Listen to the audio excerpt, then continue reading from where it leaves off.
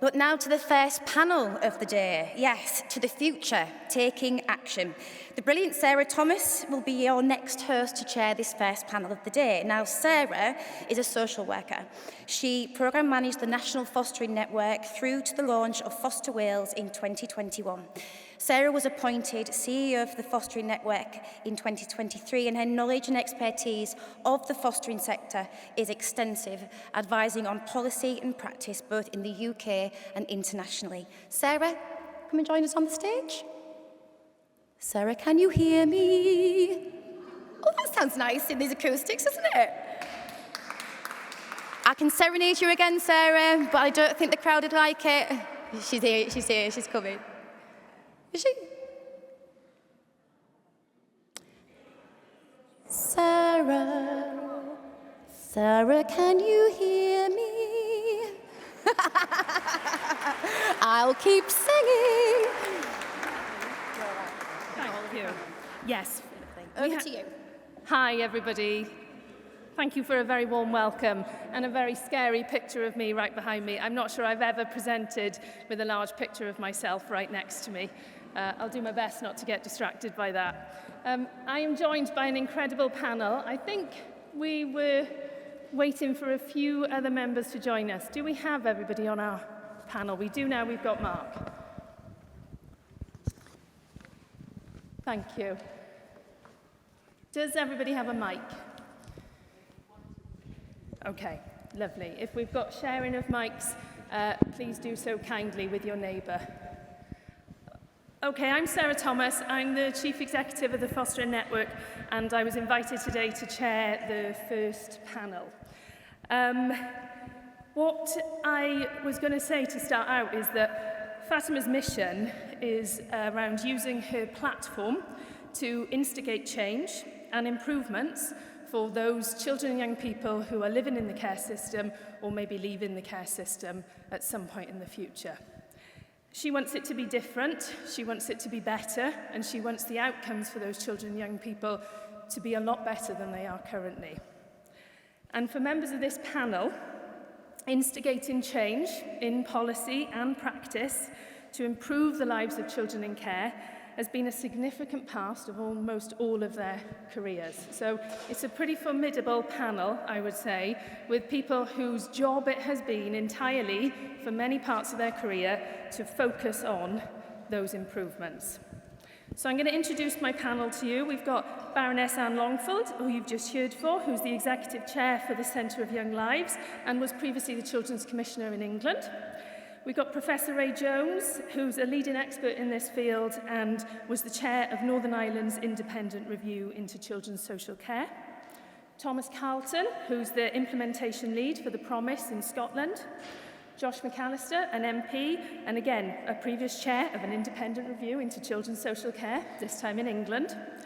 Professor Alexis Jay, who is the chair of the Centre for Excellence for Looked After Children in Scotland, known as CELSIS.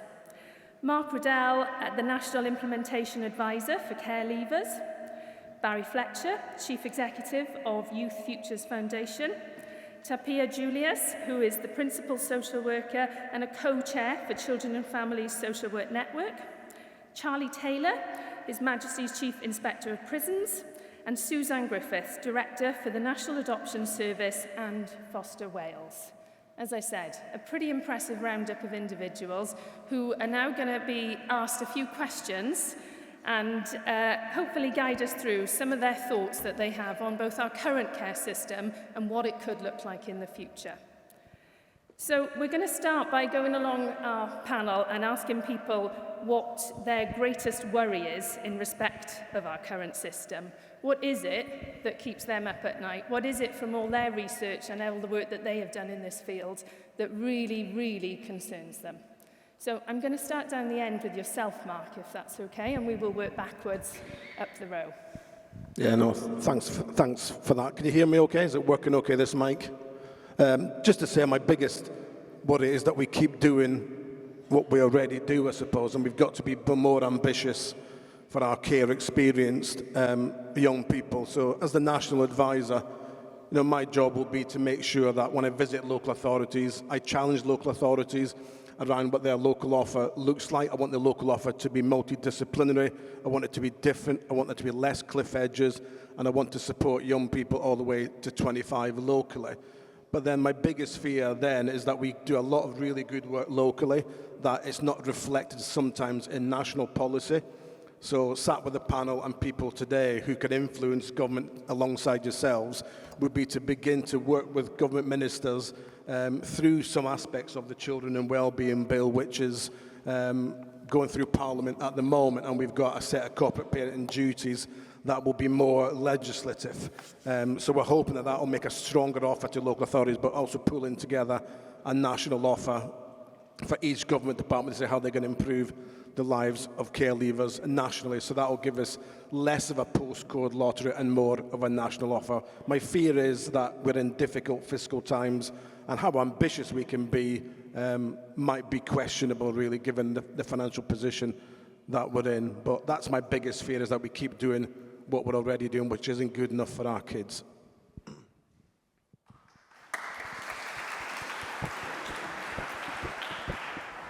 Thank you. Charlie Taylor. I'm Chief Inspector of Prisons, and I'm at the most depressing end of the spectrum here. And the thing I would like to see change most of all is I walked into the Bedford prison, into the segregation unit there, and it's a pretty grim place. And the prison was in a terrible state when we inspected it. And I met a guy there who was detoxing from drugs. He got into trouble for some reason. And he said to me, I know this place is awful, but this is my family. He said, this is all that I've got. I come into this prison regularly. The staff know me. I'm homeless out on the streets. I'm addicted to drugs. I get looked after here like I do nowhere else. This was a guy being looked after in the worst prison in the country. That is not the place where we should be keeping children, adults, anybody who has been exposed to the care system. That should not be their family. Prison shouldn't be a home for anybody. Thank you.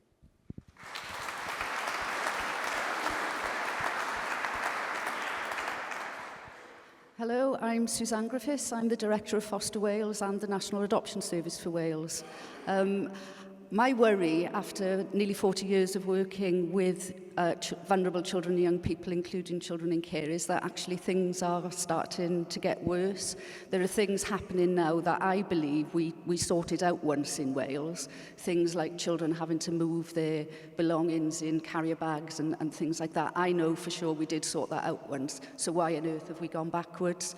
In terms of the hope for the future, I currently work for 2 organisations that are there to support the people who support our children and young people, and I think that's really, really important that we have good quality foster care, we have supported adoption placements, so that actually we're able to assist the people looking after our children to deal with the issues that they may bring with them, or to make sure that those issues don't escalate while we're looking after them.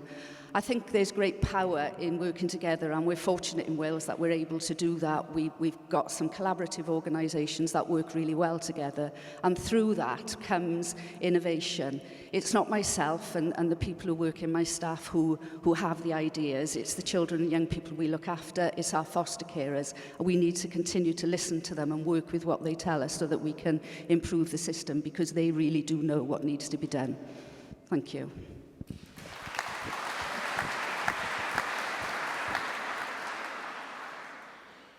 Good morning, everyone. My name is Tapiwa Julius. I'm Principal Social Worker in Cambridgeshire County Council and National Co-Chair of the Principal Social Work Network.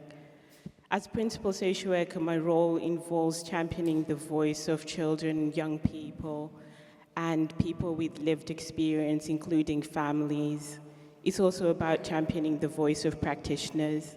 And what we hear is the variable practice and experiences of children and young people who experience care within our local authorities. It's very important for us to champion our responsibilities as corporate parents, and that involves us being at the forefront of leading in a relational way. Relational practice involves bringing everybody around the table. It involves us having a systemic approach to how we are working together. It involves us being trauma-informed as practitioners, as stakeholders who provide care, and as corporate parents.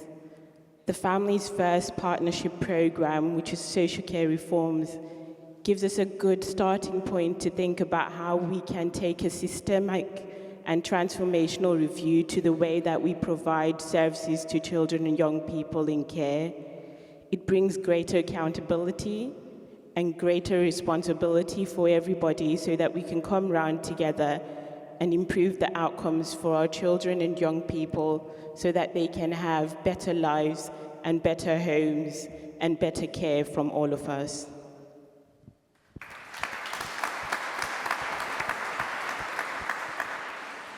Hi everyone, I'm Barry Fletcher, I'm Chief Exec at Youth Futures Foundation, and we're the What Works Centre for Youth Employment. I suppose my worry is that ultimately we know that young people who are care experienced often get really poor transitions into work. So a young person who's been in the care system is 4 times more likely to be outside work or education at 21 than their peers. And my big worry is that's getting worse. That figure is not improving, it's actually going in the wrong direction. And actually at a time when we're finding it more challenging and we're seeing more young people outside of work or education, young people who are care experienced who often need significantly more support need to be really focused on and need that specialist attention. So I'm sure we'll come more to the solutions later on, but that's my key worry, that we need to keep that focus really there on a group who absolutely need extra help.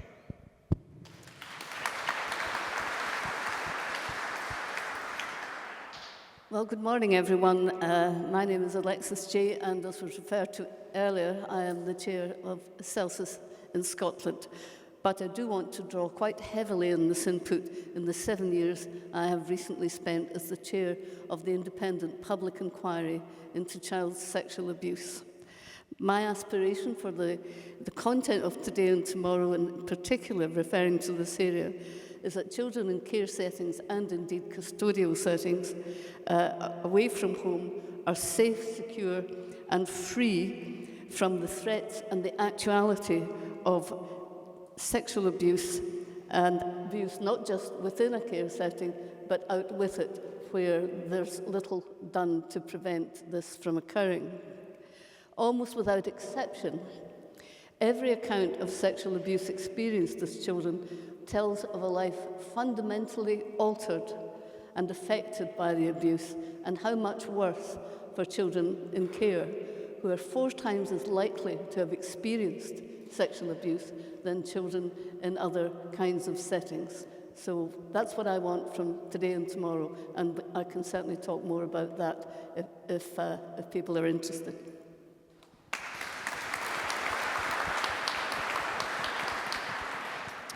A couple of weeks ago, I went to a halfway house, a crisis house in my constituency in a town called Whitehaven.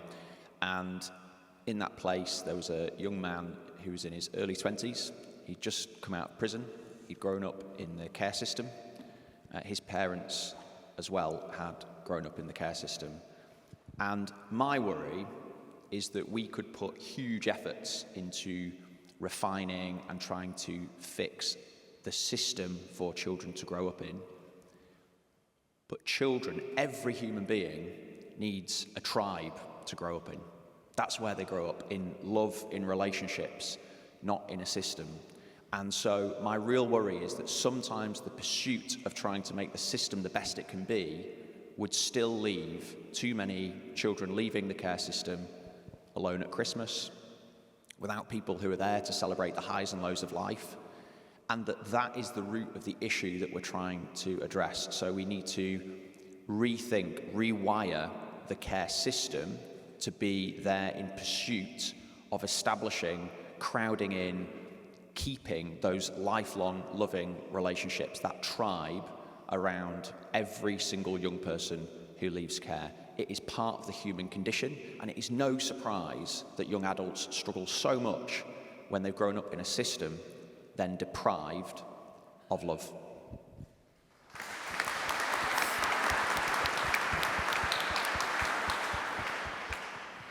So, good morning, everyone. Thank you very much for having us. I am Thomas Carrollton. I am a social worker and I do work for the Promise Scotland, but I'm also someone who grew up in care in Scotland. So some of the stats that some of the panellists have spoke of, I have lived in my childhood.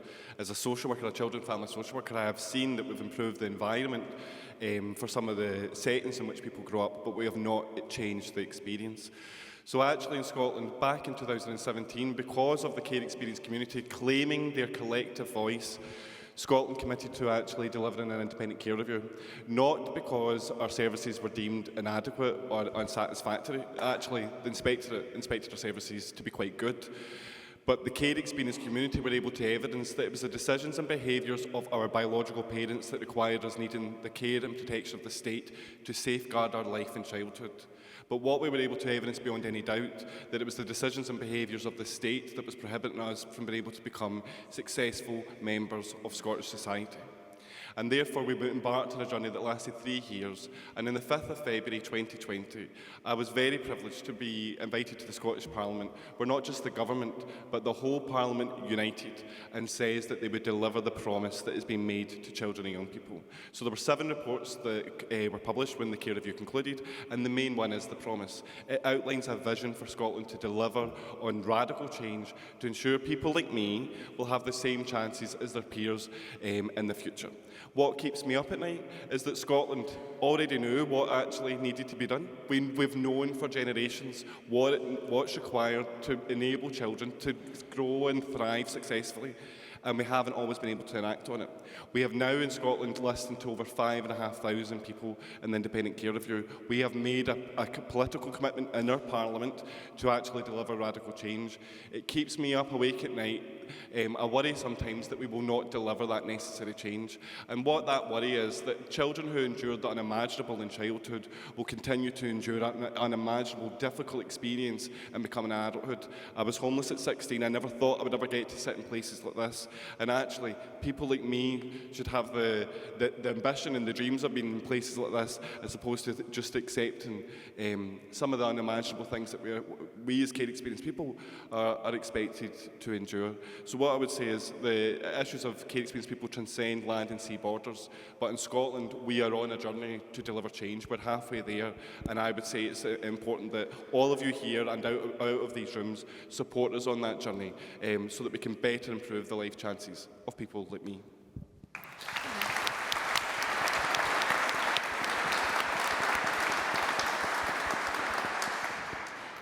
I'm Ray Jones. I'm a child of the welfare state. It was a good idea when it was born. It would be a good idea now as well, if we had it. And I'm also a social worker, and I've been a social worker for over 50 years. And I've done different roles within social work and social services. What's my fear? My fear is we're making it too complicated. And what we need to do is hard to do, but it's not rocket science. We need to calm it all down a bit.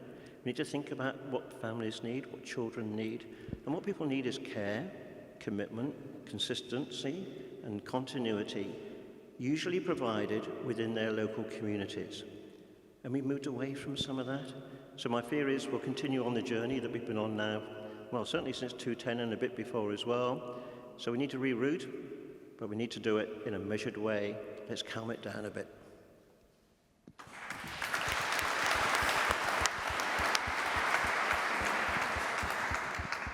Well, continuing on that theme, I really want to see more help for families as part of their life, and certainly when problems start occurring. And we know that there's been a massive decline over the last 10 plus years in the amount of help available for families. The costs have declined, or the amount invested has been declined by about half. And surprise, surprise, the amount that's needed to be spent on crisis has just about doubled. So this isn't the cheap option, but it is what families need to be part and parcel of help in the community and help to be able to offer children the opportunities and support that every family wants. And we know that that will mean that more children are able to spend and stay with their families safely. Also, to see more kinship care as part of that solution. So that's part of the move that I think we need to see. But right here, today and this week, I know, and we all know, there'll be some children who will be lost, who'll be falling through various cracks, that will be waiting for assessments, being moved, feeling that they aren't getting the help and the people around them and the love that they need. And right here today, I think we should be concerned for every one of those children with their child and their lives ahead of them, that they get the help that we should all have ambitions for our most vulnerable children in our society.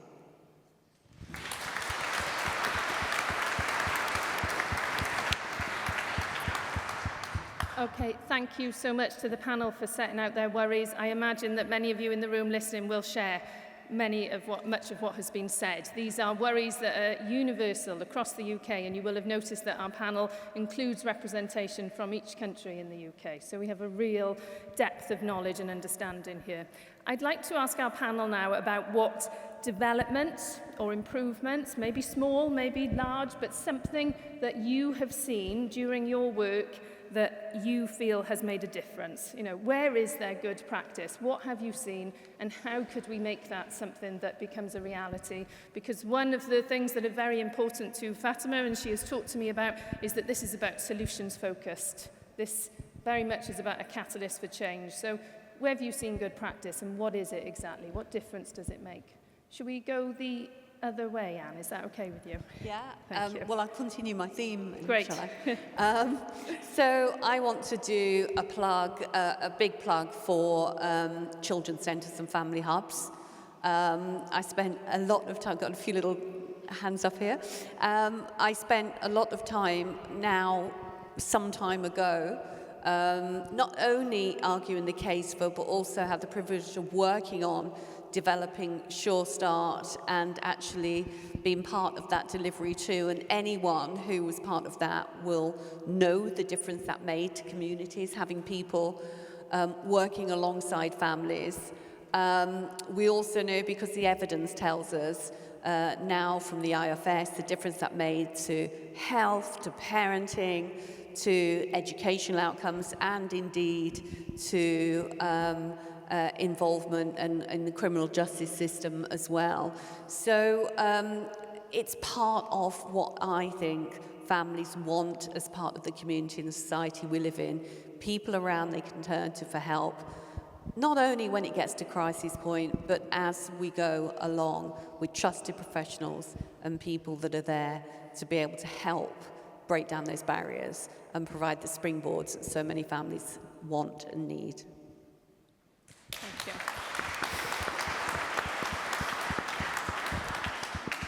you. Good practice for me would be a man called Alan Smith.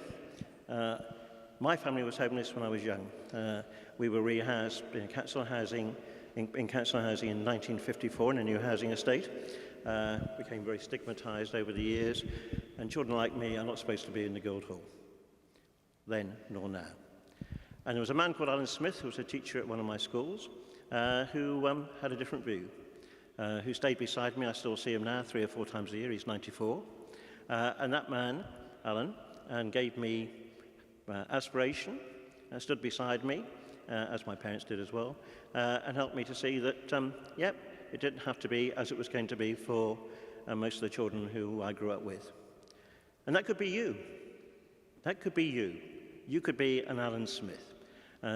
So best practice for me is the personal contribution each of you make, each of us could make, each of us should make in the lives of children. It's not about organisations, it's not about systems, it's not about services, it's about people relating to each other, adults to children. That could be you. For many of you, it is you. Keep doing it.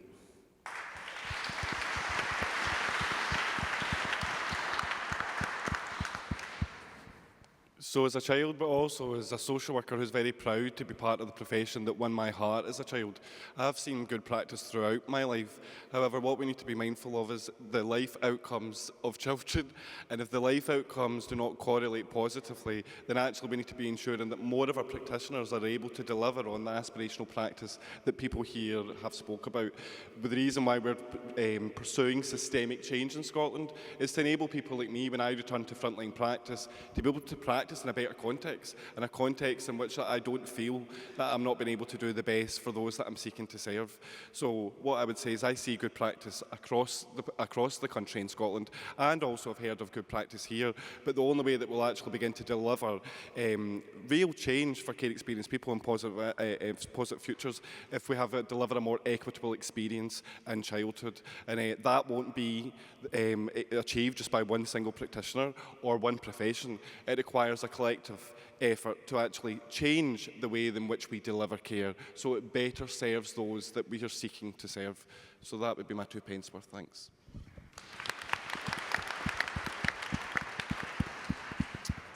When I was doing the independent review of children's social care, one of the really beneficial things that I was able to do at the end of that report was for every part of the system, whether it's early support for families, sharpening up the child protection system so it's really focused and decisive for those who are at risk of significant harm, kinship and family networks, and then of course the care system and leaving care, is that in every one of those areas there were tangible, successful examples of innovations or approaches that are working in, if not in England, at least in the UK.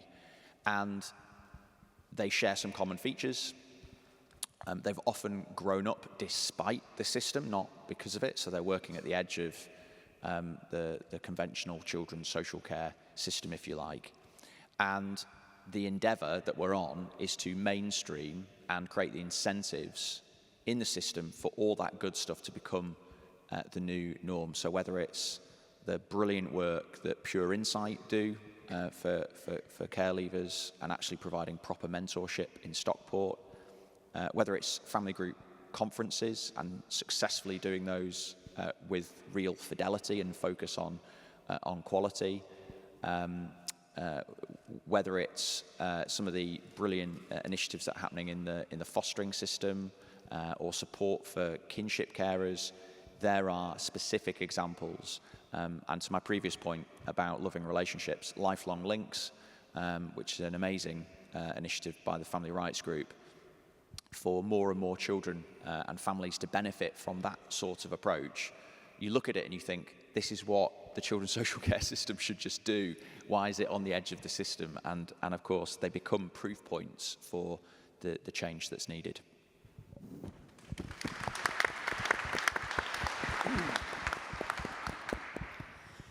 Improvements that I could report are slow to emerge in some areas where early identification and responses of institutions to any form of abuse take a long time and a lot of skill. I think it's moving in that direction, but it hasn't got there yet. The issues such as victim blaming are acknowledged, but not fully yet addressed. And the whole issue of the barriers to disclosure, where adults, trusted adults, are not nearly sensitive enough yet, but we do know of many examples where that kind of training, trauma-informed training, is taking place, so this can be identified. So there are some improvements and a great deal more to do.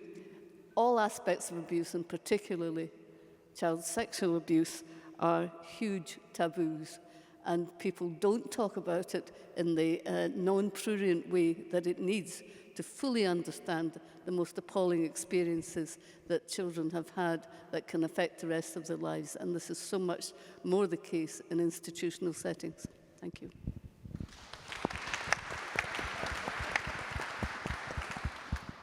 Yeah, so I think when we look at employment, which is our obviously main focus, I'd pick out a couple of areas. So we're supporting a couple of organisations who are doing really great work in this area. So an organisation called Drive Forward, who I think are here today, an organisation called 1625. And I think that the programmes that they run, the key is intensity and duration. And the evidence is really clear on this. The challenges that young people who've come through the care system are experiencing aren't fixed overnight. And actually, what we see is that you really need to invest in that relational support for individuals to then help them make that transition and support those individuals back into work. And that's come out, obviously, throughout the panelists. But I'd really highlight that. And unfortunately, as Josh has highlighted, that tends to be at the edge of our system rather than the main part of it. So our core support for young people making that transition to work doesn't work like that mostly. It tends to be reasonably light touch. It tends to be not very relational. So I think the key is how we bring some of those more specialist and intensive services to bear across a larger range of young people, because also the benefit in this space is we do actually know who those young people are, and we can target those support services to them. We just don't do that very well at the moment.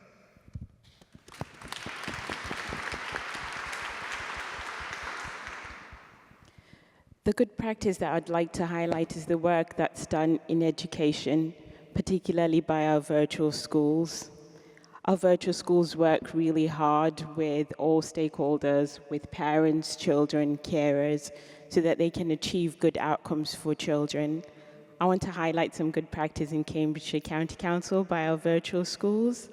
They've done a lot of work within our community and with all our schools by providing support and training around being trauma-informed.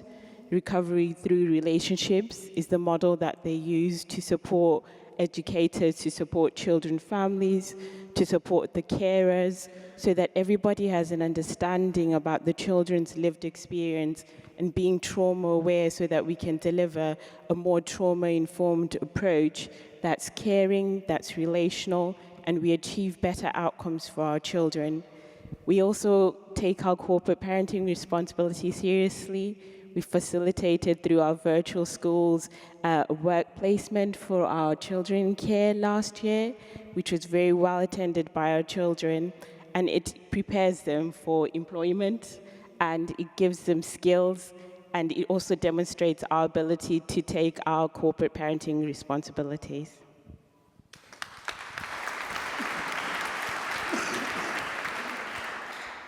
I think I said some of the things in my earlier answer, which is about listening to people and taking from that the innovation that's there, whether that's children, young people, carers, or even and staff particularly.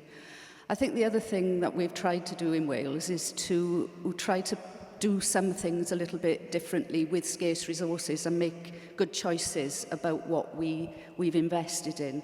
So in terms of Foster Wales, we've tried to harness the power of PR and media, and are working with our foster carers and children and young people to help us recruit foster carers. That's not particularly innovative, but what we've been able to do is use that to good effect and responsibly. I'm a social worker by trade. I actually know more about PR and marketing than I ever thought I could and would, and that isn't very much. But that's been really important to us in terms of things going in the right direction, numbers of inquiries and approvals going up, and the numbers of people leaving fostering going down.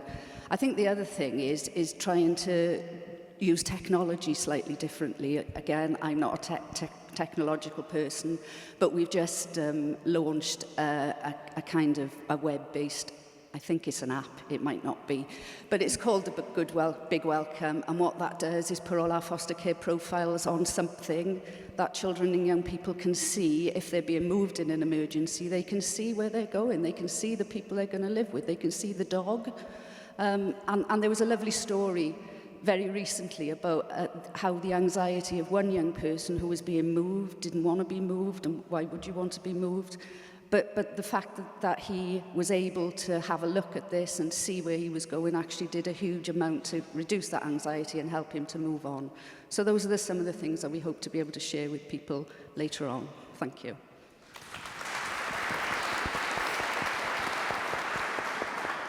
Yeah, I just want to talk about an experience I had at HMP Oakwood, which is the largest prison in the country, just outside Wolverhampton, and I was walking along the central avenue in that jail, and I fell into step with a prisoner who had a red band on, and a red band means you're a trusted prisoner around the jail. And I got chatting to him, and I said, you know, how long have you been here for? Where else have you been? And he told me this extraordinary catalogue of all the different prisons that he'd been in, and what an unbelievable troublemaker he'd been, and how former governors of other jails he'd been in would have been astonished to have seen the progress that he's made, that he was actually in a trusted role. And I said, so what do you do in your trusted role? And his job was to really find other people like him, not just care experienced as he had been, but other prisoners like him who were caught up in that cycle of violence, of adjudications, of segregation. And what he was doing was, the prison was identifying prisoners to him, and he would go down into the cells and sit with those prisoners, and he would work with them and spend a huge amount of time getting those prisoners back out into a job. And I said, what's the thing that's made this really work for you? And he said, it's about trust. He said, throughout my life, people haven't trusted me. But since I've come to this jail, they took a risk with me, and they trusted me, and I paid them back, and I'm going on, and I'm being successful. And when I get out of this place, I'm never coming back.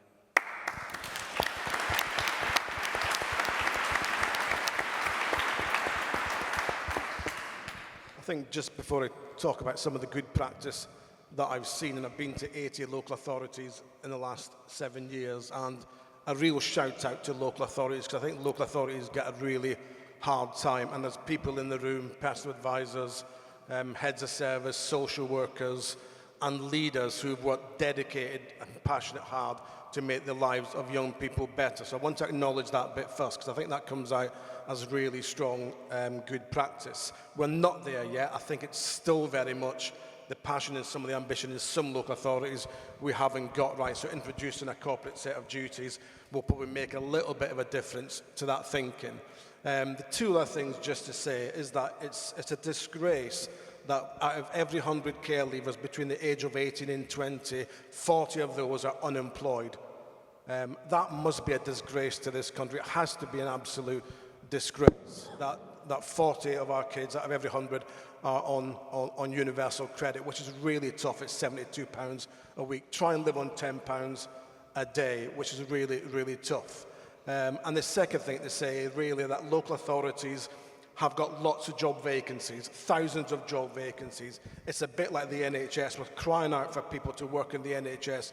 250,000 vacancies. So where's our care leaver jobs? Where's our virtual school head working with young people, getting them linked into hospitals to become the doctors, the nurses, the paediatricians, the porters, the cafe assistant of tomorrow? Where's that link? And we do a little bit of that in local authorities.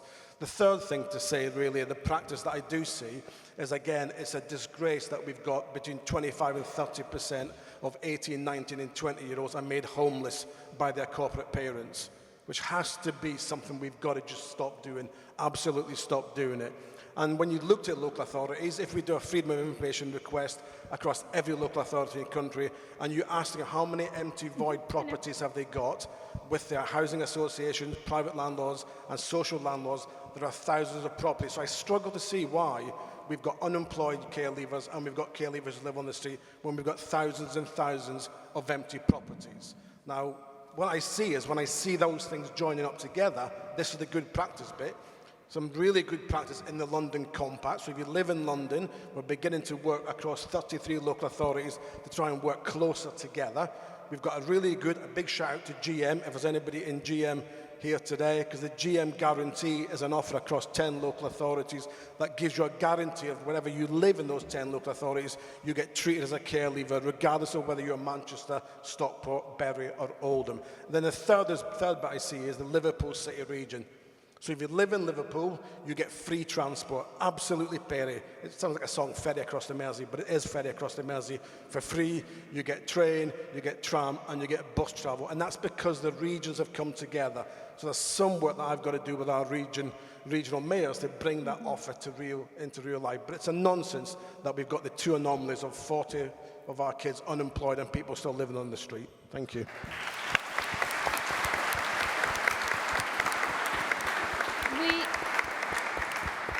Just to say, many of the innovative ideas, or maybe they're not particularly innovative, I think somebody on the panel said actually a lot of this is very straightforward and common sense, but many of the things that people have just talked about will be in the breakout rooms, so make sure that you take the opportunity while you're here to find the breakout rooms and go and learn more about these innovative practices that have been talked about. We are going to close our panel by giving everybody 1 final minute each to tell us what the biggest change that they would wish to see. What's the one thing? I appreciate one thing is very hard, but I'm going to have to keep you to this because of our timings for the day. You have less than 60 seconds each to tell me what it is that you would do if you were responsible and had the power to do what you think needs to be done, particularly drawing on all of the things that you have written in care reviews or in previous work that you've completed. What's that one thing? Mark, are you happy to go? Oh yes, more than happy to go. Yeah, I mean, for me, it has to be about employing experts by experience. I mean, I'm the National Advisor for Care Leavers. I grew up in care up in Aberdeen in the early 80s, so I know a bit about the care system. I think employing experts by experience in every local authority should just be something that we just do. We should use them. I get annoyed when I go into local authorities and I say, what's your participation offer? And what they say is we meet with young people every 6 weeks and we give them a slice of pizza and 10 quid. I said, that's not participation, that's somebody's view every 6 weeks. We should be employing care leavers in the family business, use them to design services, policy, peer mentors, lifelong links, all that sort of stuff. Absolutely crucial. That would be my one thing. If I can do it, I'd be employing care leavers in the family business. Thank you, Mark. Thank you. My request for prisons is actually depressingly basic, really, which is that we know that a large proportion of people who end up in the criminal justice system have also been in some shape or form in the care system as well, but we don't know how many, because that data is not systematically collected. When we go into a prison, we survey prisoners and we get that information back from some individuals. But actually, if you ask prisoners who in this prison has been in the care system, they won't be able to tell you. They could probably look it up somewhere, but they won't be able to tell you, and they won't be using that information, and therefore they won't be understanding the experiences of those kids or those adults who have been through the care system, and therefore what their needs are going to be and where they need to go next. So just very basically, get the data on who's been in the care system, who ends up in the criminal justice system. Thank you.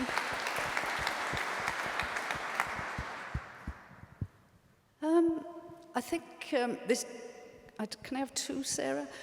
There is something about a big thing around redistributing some of the wealth that is available in our country and making it available for our more vulnerable children to plough into services and make sure that they get the same opportunities, that everything is the same for them as it is for others. I think also I'd like to turn a switch in societal mind to actually make people a little bit more tolerant and forgiving, so that some of the discrimination that our care leavers, our children in care experience doesn't happen anymore. It happens in the classroom, in the playground, it goes through life, it contributes to them not getting jobs, etc., etc. So that would be my other thing. Thank you, Suzanne. In 2023, Bernardo's did a report about the double discrimination that children from a global majority background face in care. And it's really important that we take an anti-racist lens to providing care services to our children.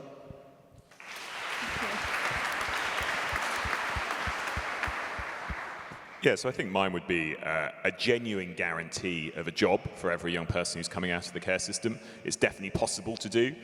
We generally at that stage do know who those young people are, and I think that is something we absolutely could and should do, because it would make a huge difference and it would avoid the tragedy that so many young people who are coming out of care end out outside of work, and it would have a massive impact on so many aspects of their lives.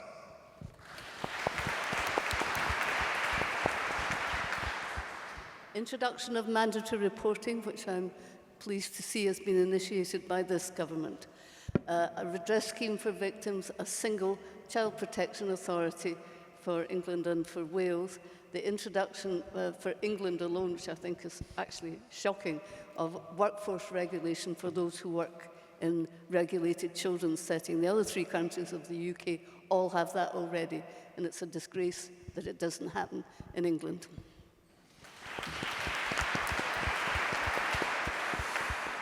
I made 80 recommendations, but I don't think a minute will be enough to rattle them all off.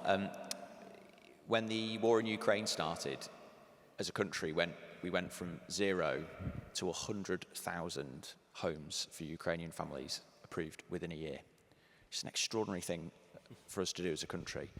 And yet last year, 132,000 people came forward with an interest in fostering. Many of them wouldn't be appropriate, but 132,000 people. We only approved 1,200 of them, and we've got a fostering crisis. So we need to completely rethink how we do the approval process, how we bring people on board, how we say thank you to families that step forward and say they want to do this. That's a big one. And there's loads of ways to do it, you know, through conventional fostering recruitment, and there's some great organisations here who do that, but also some new ideas. I got pilloried shortly after the review was published for suggesting that maybe if in every secondary school in the country we could approve 1 teacher or head of year or form tutor who could step in as an emergency foster carer. If we did that, that'd be 20,000 emergency foster carers. So we could almost guarantee that no kid entering care on an emergency basis would need to leave the school, community, friends and family that they've grown up with. We could do that tomorrow.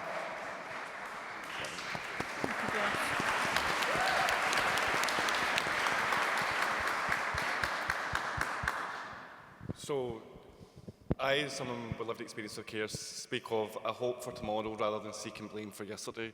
And that's because of where my brothers and sisters are currently in life isn't necessarily very good. So my aspiration in working towards and campaigning for change across these islands and beyond for people like me is to try and ensure that when you I can't tell you how difficult it is as a child to realise that your family are not able or willing to do what other families do. I can't tell you how difficult it is then to realise when you're being propelled into adulthood much earlier than your peers that your country isn't there for you either at times. So my hope in the future is that if you can't rely on your parents through fault of birth, that you should at least be able to rely on your nation to have the same chances in life as everybody else. I have never known a care experienced person to ask for a hand out. They've asked for a hand up. The second thing is I would really encourage us all in these rooms and beyond to stop telling care experienced people they're lucky. Because I have never felt necessarily lucky when I grew up in care. And normally we tell young people that they're lucky when they're getting something that's actually quite normal, or actually we say they're lucky to try and get them to accept the bit that feels unlucky. Like you're getting an adoptive placement, but you're going to have to move school and leave everybody else behind. But you're lucky because you're getting that without acknowledging the loss that we routinely expect care experienced people to endure. So let's ensure going forward, if you can't rely on your parents, you can rely on your country to get forward. What I would do today, tomorrow, next week and beyond, is change the narrative. We've had 15 years of being told that those of us working in the public sector, those of us working in the voluntary and community sector are not up to it. And the answer is commercialisation, privatisation, which has led us down the road of greater costs, greater fragmentation, children being removed from their communities, and families not getting the help that they need. So let's change the narrative. Let's celebrate what you're contributing within the public sector and in the voluntary and community sector. I've worked in the public sector. I worked in the voluntary community sector. I worked in the private sector, but doesn't count because it was a brewery. Okay, so we'll push that one to one side. But we need to value what we're doing, and we need to be valued by others. And we keep being told there's not enough money around. And here we are in the Guildhall, and it looks as though there's quite a bit of money around, actually. It's how we choose to spend it. And I hope Josh and your colleagues can find a way to bring that money forward, because we need it now.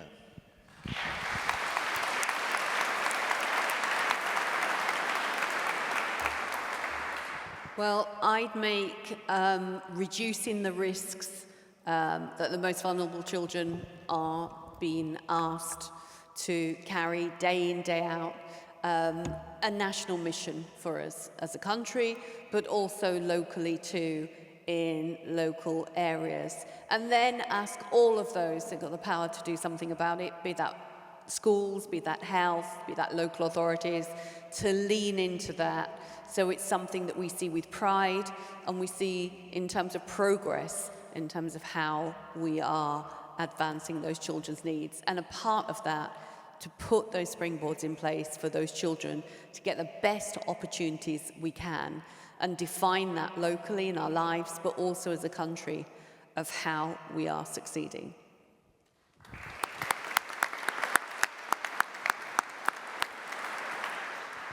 I'm going to draw us to a close there. Thank you so much to our panel. We have come in precisely on time, which I think we should get some sort of reward for.